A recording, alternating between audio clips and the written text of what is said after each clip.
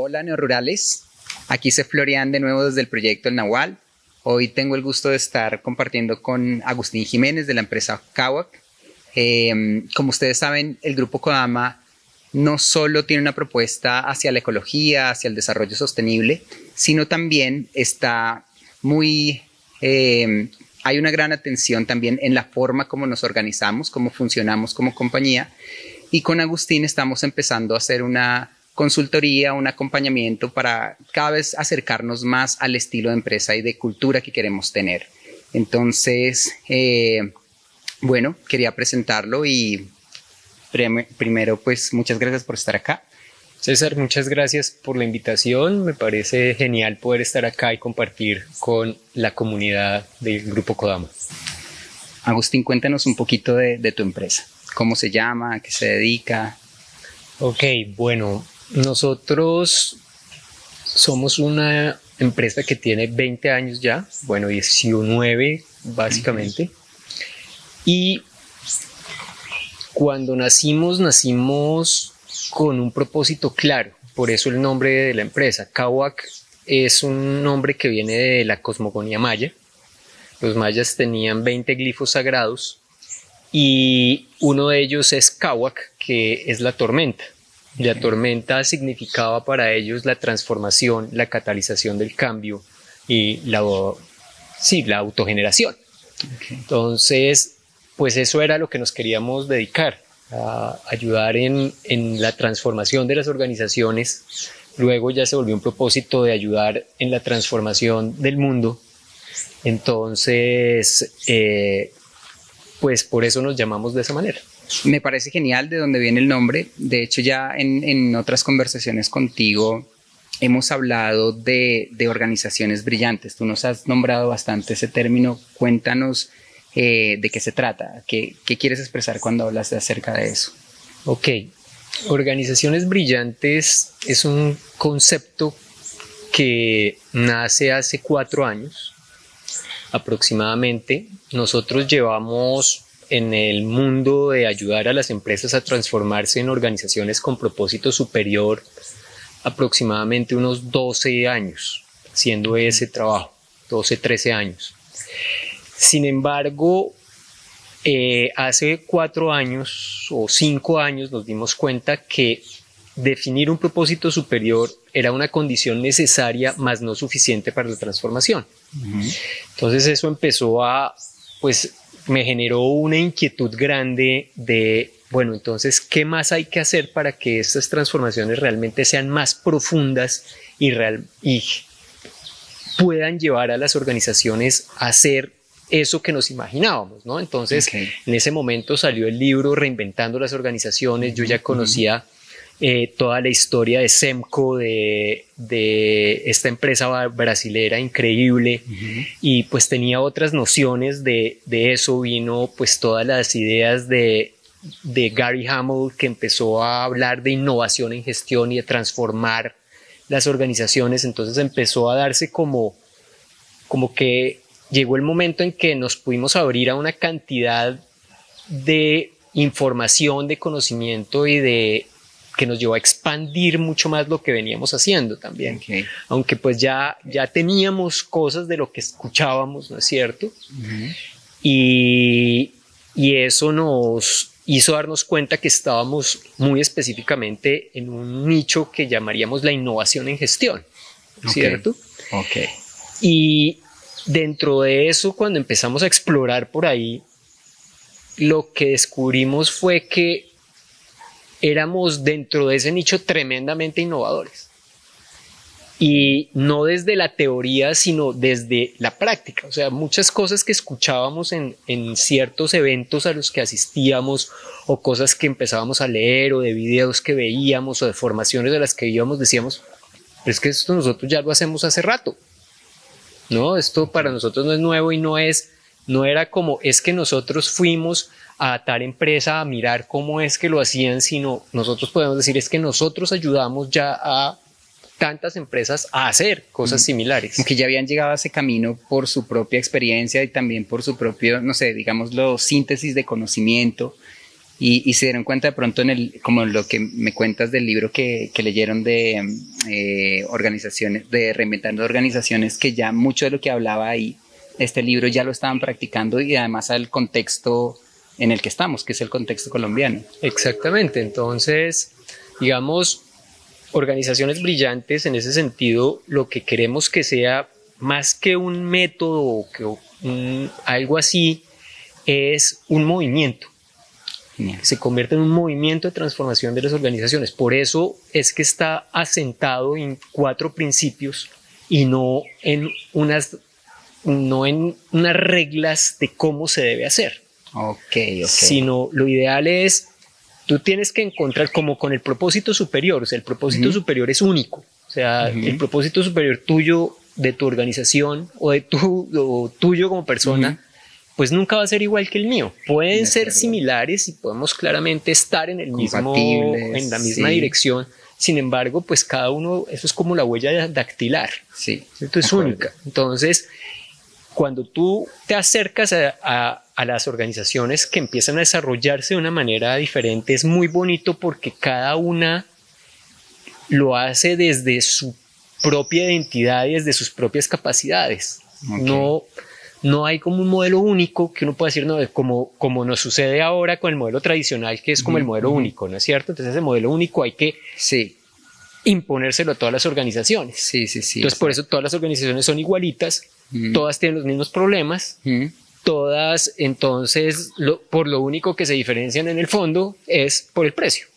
De acuerdo, pero terminan siendo como una réplica de la otra organización. Exactamente, no importa que estén en otros negocios, organizacionalmente son réplicas. De acuerdo. Y pues eso, pues digamos, de alguna manera es eficiente, pero también es como una camisa de fuerza, exacto, ¿no? Como... y refleja una mentalidad de escasez. De acuerdo. Porque cuando tú hablas de abundancia, algo que aprendí de un alemán en un panel en el que participé en el London Business School hace unos años, fue que él dijo, vea, la abundancia no se debe asociar a la cantidad, se debe asociar a la diversidad. Cuando uno va a la naturaleza, en un ecosistema equilibrado, no hay demasiado de algo. Hay suficiente de todo.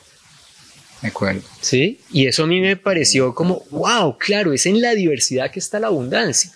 Así es. Y eso, si queremos realmente un mundo abundante donde haya para todos y haya suficiente para todos, pues tenemos que pensar en que haya esa diversidad.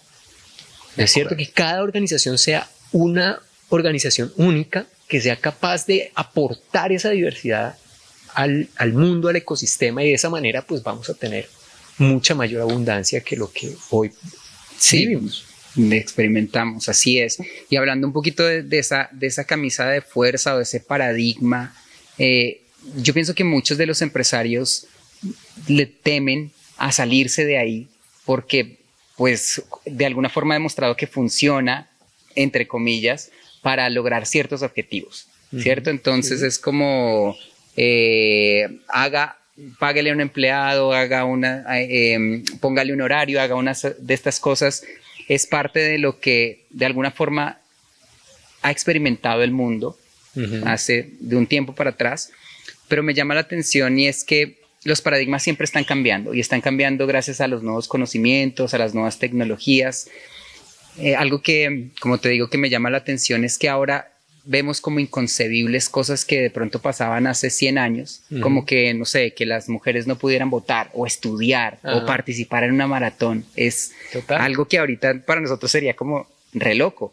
¿Qué crees que en 100 años vamos a ver en este contexto, en el contexto de las organizaciones, que nos va a parecer inconcebible? Pues no sé si haya que pensarlo a 100 años. Yo creo que en muy corto tiempo, mucho más cercano que eso, digamos, el tema de trabajar por horarios nos va a parecer como... Por supuesto. ¿En serio se trabajaba por horarios? De acuerdo. Eso, por ejemplo, a mí me parece que eso va a ser uno de los puntos centrales como de a las nuevas generaciones como que van a decir, y eso, qué cosa tan rara, ¿no? Sí, sí, es verdad. Esa podría ser una... Bueno, genial. De ellas. Bueno, me comentaste de 4 principios o 4 aspectos principales de donde claramente surge de un propósito y luego están estos 4, o no sé si está incluido ahí. Cuéntanos un poquito de eso, por favor. Bueno, ahí en las organizaciones brillantes se sostienen en 4 principios, son como los pilares. Y el primero es el propósito delante de las ganancias. Okay. Y no decimos por encima de las ganancias porque consideramos que es igual de importante en términos de jerarquía, por llamarlo de una manera. Entonces, para nosotros la metáfora ahí es la metáfora de la bicicleta. Entonces consideramos que las organizaciones son como bicicletas. Y la llanta de adelante, que es la que da la dirección, ¿no es cierto?, es el propósito. Y pues y aquí te quiero hacer una pregunta, la llanta de atrás, ¿para qué sirve en una bicicleta? La que genera la tracción, la que empuja hacia el frente. Exactamente. Entonces, esa llanta de atrás es lo que llamaríamos los recursos, las utilidades, ¿cierto? Entonces, la llanta de adelante está asociada con la dimensión de la trascendencia y la de atrás con la dimensión de la supervivencia. Y los seres humanos y las organizaciones necesitamos de ambas dimensiones para tener una vida plena. ¿No es cierto? Si nos quedamos sin llanta de adelante, pues entonces vamos sin dirección por la vida. Y vamos ahí pedalee como locos sin saber para qué pedaleamos.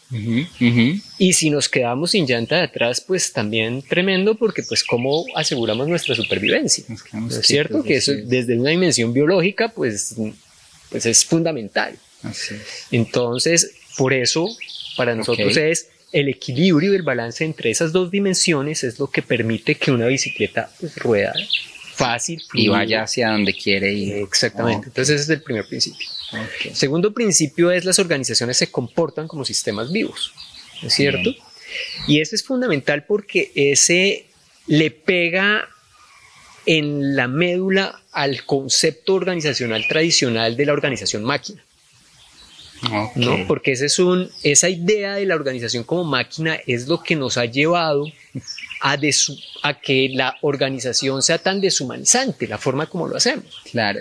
Porque obviamente si la organización la concebimos como una máquina, como un reloj. Sí, es muy común eso del reloj, que funciona como un relojito. Exactamente. Entonces, pues inmediatamente los seres humanos de ese relojito, ¿en qué se convierten? Empiezas en engranajes. Exactamente. Entonces, cuando usamos las metáforas equivocadas, pues llevamos la realidad hacia ese lugar. Entonces, eso hace que tratemos a las personas de una manera que fueran piezas intercambiables, que pues no tienen ni sentimientos ni emociones y que tienen que llegar al trabajo y dejar en su casa su vida, y su vida al trabajo, entonces la dejan en el trabajo y no se la llevan a la casa, y pues eso no es así. Uno es un ser integral. Y uno está en su casa con lo que se lleva al trabajo y está en el trabajo con lo que se lleva de su casa. Entonces, en la medida que vemos las organizaciones como un sistema vivo, pues primero podemos irnos al tercer principio, nos lleva al otro, que es las organizaciones están conformadas por seres humanos, que sonaría pero grullo, porque pues ¿cómo así? Pues no, sí están, pero tenemos que concebirlas como verdaderos seres humanos, no como seres humanos maquinizados, ¿cierto? Y esos seres humanos pues tienen un enorme potencial, quieren realizarse y ser felices, ¿cierto? Porque pues esa es la lógica de la vida. Entonces, pero el ser humano, ese ser humano como ser vivo necesita estar en un sistema vivo, ¿cierto? Para que ese sistema vivo le brinde las condiciones para que pueda realmente desplegar todo lo que es como ser. Entonces, en ese sistema vivo, pues es donde se dan todos los mecanismos de autorregulación, de autoorganización, de adaptación que pues se necesitan para para poder realmente, además, estar en un mundo como el que estamos hoy, tan cambiante y tan complejo como el que estamos viviendo. Entonces, si seguimos con la metáfora máquina, pues las máquinas no se adaptan. Claro, no. Hasta que, de alguna forma, hasta que no llega un ingeniero y las cambia y las transforma de una forma totalmente como una jerarquía sobre esta máquina, donde él ya la rediseña al cambio, pero no le permite transformarse porque justamente no tiene esa naturaleza la máquina, al contrario de un ser vivo. Exactamente, entonces si estamos viviendo en tiempos de cambio acelerado, ¿no es cierto? Pues las organizaciones por simple necesidad pues tienen que cambiar y volverse organizaciones realmente adaptables para que puedan ir al ritmo de la realidad, ¿no es cierto? Entonces puede que hace 100 años, pues con el ritmo en el que se movía la realidad, pues pensarse como máquina pues hasta era posible y tenía sentido. Pero hoy seguir con esas ideas de hace 100 años en un mundo como el de hoy es como, a ver, ¿qué estamos haciendo? No encaja, no funciona. Y el último principio es las organizaciones son parte del todo. ¿Por qué? Y eso creo que acá ustedes como Grupo Kodama lo tienen clarísimo porque entienden la relación en la cual están con la comunidad, con el medio ambiente, con lo que están haciendo, el proyecto, los proyectos que desarrollan, pues tienen eso muy presente, ¿no es cierto? Porque es ser conscientes y nosotros lo que decimos, para ser una organización que ilumina el mundo, pues tienes que ser consciente del impacto que generas en ello, ¿cierto? Así es. Y en ese sentido, pues ustedes están muy conectados desde ahí y pues tienen un propósito superior y pues por eso acá para nosotros el encontrarnos con ustedes y poder apoyarlos, pues es como tan afín, hay una afinidad, nos sentimos en nuestra salsa, por supuesto, porque están ya muy ahí y pues seguramente tenemos cosas que aprender de ustedes también, porque pues ya en su camino y como han llegado a donde han llegado, pues han tenido que encontrar formas de resolver esos cambios con los que han necesitado lidiar, ¿cierto? De estructuras y de procesos y cosas así. Entonces, pues nos emociona y nos parece muy bonito poder hacer parte de ese proyecto también. Genial, muchas gracias. Para nosotros sí, como tú dices, hemos aprendido muchas cosas, pero también hemos aprendido que contar con alguien que tiene la experiencia, que como me cuentas, ya hace 19 años estás en un camino desarrollando algo que además lo has experimentado con organizaciones que te ha dado resultado, pues el tema del autoaprendizaje es muy bonito, pero también es muy costoso. Es ver y erraste, entonces vuelves y erraste. Y en cambio, cuando tienes ese, ¿cómo llamarlo? Mentor, abuelo, hermano mayor, lo que sea, que te dice, vívelo, pero ten en cuenta estas cosas, es mucho más amable. Y de alguna forma también pues agradecemos mucho este encuentro contigo porque creemos que lo vamos a poder experimentar de esa manera. Entonces, bueno, claro que sí. Quisiera preguntarte, en este tiempo que has tenido estos éxitos o estas experiencias con estas organizaciones, ¿cuál ha sido la organización más complicada y por qué crees que se dio con ellos que fuera así? Sin saber si has tenido un caso complejo. Pues yo diría que yo no lo plantearía como desde una organización más complicada, sino de qué es lo más complicado con lo que uno se encuentra en un proceso como esto, ¿no es cierto? Y en general tiene que ver con los modelos mentales que tenemos las personas ya en nuestras cabezas, ¿no es cierto? Porque hemos estado expuestos a una manera de ver la vida y de experimentar la vida que creemos que es la realidad y la verdad, ¿cierto? Así es, ¿no es cierto? Así es como es. Y no nos podemos imaginar que haya otra manera de hacerlo. Sí, no. Y entonces cuando a uno le dicen, no, es que hay otra forma de hacerlo, como que, ¿cómo así? ¿Cómo es eso posible? ¿No? Y entonces eso, podérselo imaginar, para las personas en muchos casos es muy difícil. Para algunas es fácil y como que conectan muy rápido, pero para otras personas es como no, ¿cómo así que hay organizaciones donde las personas definen su propio salario? Claro, eso es muy loco. Eso no puede ser, ¿cierto? Y no, sí puede ser. Sí, de acuerdo. Pero entonces, ¿por qué no puede ser para esas personas? Porque están paradas además desde unas ideas relacionadas con la forma que son la forma de ser de las personas, que no les permite pensar que una persona pueda hacer eso sin aprovecharse, ¿no es cierto? De acuerdo. Entonces, obviamente, si uno lo mira desde el lente tradicional, donde la organización pues ve a la persona como un sujeto de explotación pues evidentemente, ¿qué recibe a cambio de la persona? ¿No es cierto? Pues la persona no se va a comportar, pues va a ser un ser manso y tonto. Sí. ¿No es cierto? Esa persona pues también va a responder bajo la misma lógica. Entonces apenas pueda sacar el más mínimo provecho, lo va a intentar sacar. Claro. Pero si tú le ofreces a esa persona un contexto de confianza donde esa persona se sienta no explotada, sino donde sienta que puede es aportar y contribuir con sus fortalezas, dones, competencias a que un proyecto en el que quiere pertenecer y un propósito que le hace sentido estar ahí, pues obviamente esa persona se va a conectar muy distinto. Entonces, pues yo ya no voy a querer ver cómo vorazmente me quedo con la migaja que me toca, sino pues me comporto también desde seguramente desde esa generosidad, ¿no es cierto? Y algo que han descubierto las organizaciones que hacen eso desde esa perspectiva es que las personas, en la mayor parte de los casos, terminan definiendo un salario por debajo del que realmente deberían definir. Ok. Entonces uno dice, entonces las personas sí son como nos cuentan, que son así que, pues mejor dicho, codiciosas y voraces. No, esa es una manera en la que respondemos si el contexto es ese. Cierta circunstancia, ¿no es por supuesto. Pero si el contexto y la circunstancia es distinta, pues antes pues nos sacrificamos. Sí, de acuerdo. Somos capaces de hacer sacrificios por una causa superior. Wow. Tiene que ver mucho ahí con la empatía, ¿no? También, y con ese compromiso de alguna forma. De lo que me hablas, me parece que más que empresas podríamos hablar de pequeños movimientos organizados que tienen una utilidad, pero van detrás, como dices, de un propósito superior, y creo que eso hace mucho de la diferencia. Por eso nosotros consideramos que las organizaciones brillantes, más que otra cosa, deben ser un movimiento, porque es ese movimiento de transformar el mundo, porque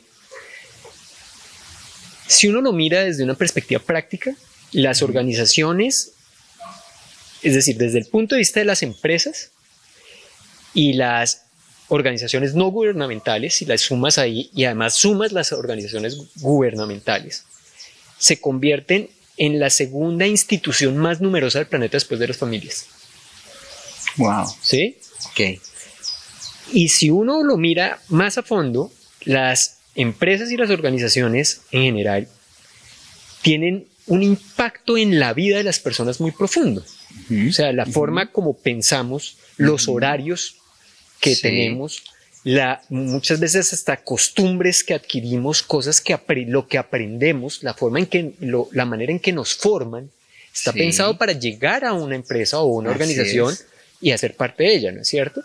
Entonces, digamos, la pregunta que yo me hice hace varios años es, ¿dónde está la palanca más poderosa para transformar en una generación el mundo? Pues las organizaciones. Por supuesto. ¿Por qué? Porque además tenemos un ejemplo donde lo hemos visto, y es cuando uno llega a una organización y hace un ejercicio de transformación como este, pues ese ejercicio pasa por la transformación de las personas. O sea, la organización no es un ente por allá que se transforma solo, sino se transforma a partir de la transformación de las personas. Y cuando las personas cambian en su fuero personal, eso no solo lo dejan en la empresa, eso se lo llevan inmediatamente para su casa. Es más, casi que se lo llevan primero para su casa que para que lo pongan en práctica en la empresa. ¿No es cierto? Entonces, eso ya está empezando a generar un impacto en la familia. Y eso tiene un impacto a veces en los vecinos, o en muchos casos. Entonces, eso se empieza a volver un tema geométrico y hasta exponencial. Cómo ese cambio de las personas en la organización se empieza a impregnar hacia afuera, ¿no es cierto? Entonces, por decir algo, cuando vamos a lo ambiental, ¿no es cierto? Y en la organización se toman en serio el tema y empezamos a hablar de reciclar seriamente, ¿no es cierto? De medir nuestra huella de carbono y reducirla. Pues hombre, la gente se empieza a impregnar de eso, y yo me empiezo a hacer preguntas de cómo hago eso en mi casa, ¿no es cierto? Porque si estoy trabajando en una organización donde hacemos eso todos los días, pues yo tengo que ser muy inconsecuente y muy incoherente para llegar a mi casa y hacer todo al revés. ¿No es cierto?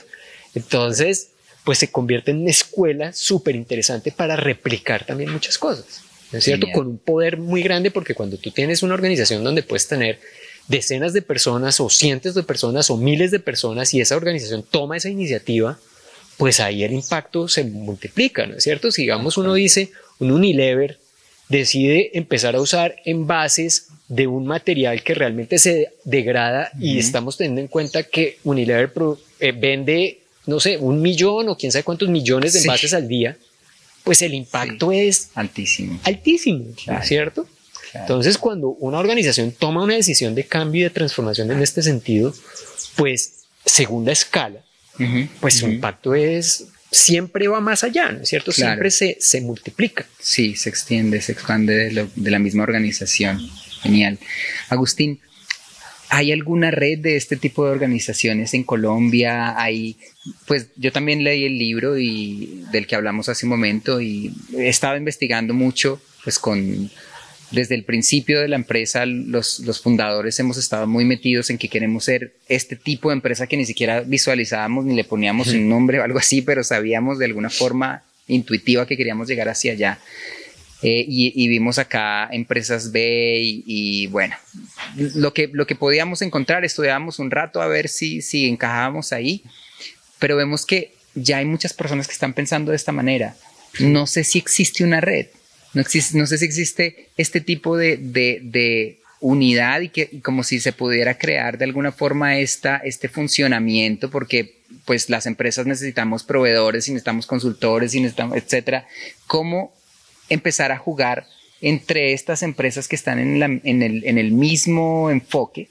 Y pues te pregunto si ya has visto este tipo de cosas sucediendo. Pues yo creo que quienes mejor han trabajado en ese concepto son las empresas B, precisamente. Okay. Son como los que lo que pasa es que pues yo siento que ellos han venido evolucionando en un sentido en que pues así tú no seas B certificado, pero estés en ese camino, pues ellos están abiertos a estar ahí en esa interrelación también. Entonces yo creo que ellos ya ponen como una base donde tienen una fuerza ya interesante y tienen un concepto comunicado que va también en esta dirección y que creo que pues ellos han buscado desde su forma de verlo, desde su forma de entenderlo, también generar un impacto muy interesante. Entonces yo creo que ellos ya están empezando por ahí. Puede ser que la conversación se empiece a ampliar y ojalá se amplíe y nos empecemos a considerar no por el hecho de que tengo una certificación o no la tengo, sino por el hecho en que estamos en el mismo camino y que lo importante no es tener la certificación, sino lo importante es que desde nuestra naturaleza y nuestra creencia fundamental estemos alineados. Entonces, pues unos pueden ir por un camino, otros por el otro, unos pueden ser brillantes, otros más de la idea de ser turquesa, otros serán por el tema B, otros irán por otros caminos que hay. Sin embargo, pues tenemos que ir unidos. Por supuesto. Y eso que tú dices es súper importante, empezar a generar eso, y por eso también desde la perspectiva de organizaciones brillantes lo que queremos es ser un movimiento abierto para que cualquier organización que no importa desde dónde esté haciéndolo o haya empezado, sienta que encuentra una red donde apoyarse también. Excelente. Ok. Bueno, Agustín, ya para ir terminando, me gustaría que nos regalaras algunos tips, como cosas que pueden ir las organizaciones y sobre todo las organizaciones que estamos empezando, porque también yo creo que los jóvenes se conectan mucho con esta forma de ver las cosas.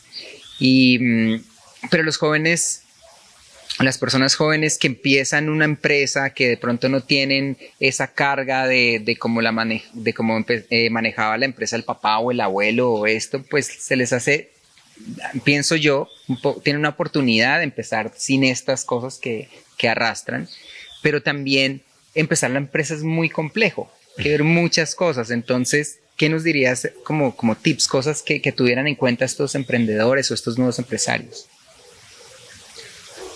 Yo creo que un punto fundamental del que hay que empezar es cuál es el propósito superior que me guía. Un propósito superior es un propósito altruista, generoso y trascendente.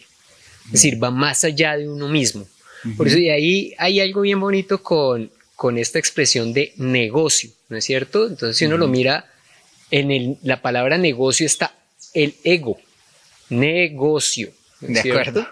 Entonces, por eso, y digamos que ahí está dicho, o sea, sobre eso es todo para mí, o sea, como entre más cojo, más, ¿no? Mientras que verdad. Cuando estamos desde un propósito superior es distinto, es decir, ¿qué es lo que yo quiero llevar al mundo para hacer de este mundo un mejor lugar para todos? Y eso, respectivamente, pues me va a responder. Excelente. ¿No es cierto? En la medida que tengo ese propósito superior y encuentro una manera inteligente y razonable de darle impulso y tracción, pues eso va a funcionar muy bien, ¿no es cierto? Entonces, es tener la claridad de que ese balance tiene que estar ahí. Es decir, no puedo quedarme en la nebulosa y en la ideal del propósito superior, ¿no es cierto? Sí. Porque eso, para el propósito hay que materializarlo. De acuerdo. Y esa materialización hay que llevarla a la realidad. Entonces también hay que cuidar la parte de, llamémoslo, el negocio. ¿No? De acuerdo, sí. Para que esas dos cosas estén balanceadas, y ese es un punto donde creo que es bien importante estar presente. Entonces no es ni lo uno ni lo otro, sino son ambas en equilibrio. En equilibrio. Y algo que es bien importante es entender que, dado que este tipo de organizaciones tienen un desarrollo tan particular cada una, es algo inherente a la organización dedicarle tiempo a lo organizacional. ¿Cierto? No es como en la organización tradicional, que por allá eso le corresponde a unos, ¿cierto? Y pues es problema de ellos. No, esto es una construcción en la que es importante que todos nos involucremos y nos vinculemos, porque para que la gente pueda realmente actuar desde ese espíritu emprendedor y pueda aportar, tiene que entender la integralidad de lo que significa una empresa. Porque yo no puedo tomar una buena decisión si no entiendo los números. Por supuesto. Si yo no entiendo cómo lo que hago en mi día a día impacta los números de la organización, pues ¿cómo hago para poder tomar una decisión inteligente? Sí. ¿No es cierto? Sí, por supuesto. Entonces eso implica tener una perspectiva mucho más amplia que la que nos enseñaron a tener, que es que usted llega y usted hace esto y usted está especializado en esto y no puede ver más allá de eso. Y pues entonces pues tampoco me interesa más. No, este tipo de organización implica una formación más integral, y por eso también está muy bonito y muy poderoso. Sí. Porque como personas nos amplía los horizontes de una manera impresionante. Genial, buenísimo. Y bueno, ya como una última pregunta, pues hemos estado hablando con Agustín acerca de las comunidades holísticas intencionales, del proyecto El Nahual, del proyecto Parques de Vida.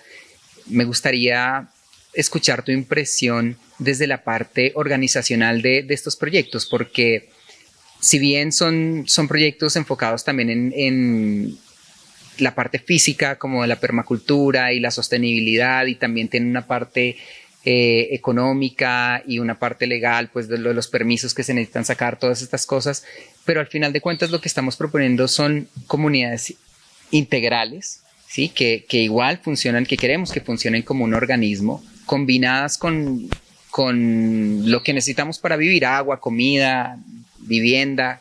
¿Cómo lo ves tú? Pues yo creo que si hubiera una forma, ya tuviéramos eso creado. Yo creo que eso se puede llamarlo comunidades brillantes. Genial. Porque, me encanta. Porque es eso, digamos, todos deberíamos vivir en comunidades así. Yo creo que hacia allá tenemos que ir como sociedad. Genial. A pensarnos de esa manera, a tener a regresar a lo esencial, ¿no es cierto? A vivir mucho más cerca de la naturaleza, mucho más conectados, porque eso también nos enseña a respetarla y a cuidarla de una manera distinta, ¿no es cierto? Entender que la naturaleza no es una cosa para sojuzgar y explotar, sino que es algo para cuidar y que nos cuide también, ¿no es cierto? O sea, es una relación muy importante en ese sentido. Y pues yo creo que el experimento que ustedes están haciendo acá, pues está enfilado hacia eso, ¿no es cierto? Y pues eso es muy valioso, que existan iniciativas de este tipo, porque son las que abren el camino para que otros digan, ok, es posible. Genial. Es posible, y cuando se le abre la mente a otros con el ejemplo de los demás, o con un ejemplo concreto, pues eso ya hace una diferencia inmensa, ¿no es cierto? Porque ya no es hablar de una idea y eso cómo puede ser posible, ¿no? Sino es ya, venga, es que acá, y algo que es bien bonito, porque uno normalmente pues estos proyectos se los hablan de otros lugares, ¿no es cierto? No, es que por allá en Dinamarca o en esto, entonces llega la respuesta de la gente muy común acá, es que eso se puede en Dinamarca, pero no en Cundinamarca, ¿no es cierto? Entonces acá estamos demostrando que en Cundinamarca también se puede. De acuerdo. ¿No es cierto? Y ese es el reto, demostrarnos en experiencias locales que también podemos hacer cosas propias, muy valiosas, muy ambiciosas en términos de lo que quieren lograr y impactar, ¿no es cierto? Digamos, esto viéndolo desde la perspectiva de parques de vida, pues me parece que es interesantísimo eso que plantean, ¿no? Esa idea de tener comunidades intencionales de diferentes tipos, pero que se pueden entretejer entre ellas, pues me parece una propuesta que yo no conocía de esa forma y innovadora, ¿no? No sé si en otros lugares la haya de esa forma igual o similar, pero yo eso no lo tenía mapeado de esa forma en ningún lugar. Bueno, pues muchas gracias. Sí, lo que nosotros también hemos hecho es igual, o sea, tomar mucha información de muchas partes, integrarla a nuestro contexto, darle un orden, darle unas metas, unos objetivos, ir trabajando hacia ello. Y sobre todo ahorita pues con el equipo que conforma el Grupo Kodama, hacerlo con este estilo del que estamos hablando hoy. Estupendo, y pues los felicito porque pues están haciendo algo que realmente es innovador, ¿no? Y la innovación es eso, ¿no? Es conectar puntos. Exacto. Como decía Steve Jobs. De acuerdo. Pues, lo que hacemos es, las innovaciones generalmente es porque pudimos conectar cosas que otros no habían conectado. Así es. Pues bueno, te agradezco muchísimo por tu tiempo, por estar acá, por acompañarnos, por compartir estas cosas con nosotros, con los neorurales también y las personas que están ahí atentas a este tipo de propuestas. Agradecemos su tiempo también y como siempre, si les gustó el video, la entrevista, danos un like. Estamos en redes sociales. Muchas gracias. Chao. Gracias, César, por la invitación. Muy contento de estar acá y de conocer el proyecto físicamente y verlo cómo es en realidad. Genial. Súper. Gracias.